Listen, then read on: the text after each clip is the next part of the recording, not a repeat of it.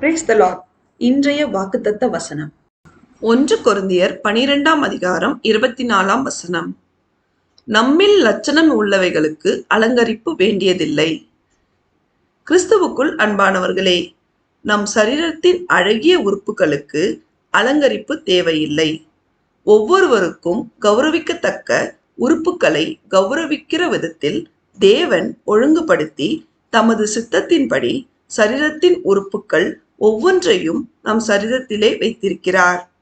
அதுபோல ஊழியங்களிலும் வரங்களிலும் ஆசீர்வாதத்திலும் வித்தியாசம் உண்டு. தேவன் தமது சித்தத்தின்படி ஒவ்வொருவருக்கும் வித்தியாசமான ஊழியத்தையும் வரங்களையும் ஆசீர்வாதத்தையும் தந்திருக்கிறார்.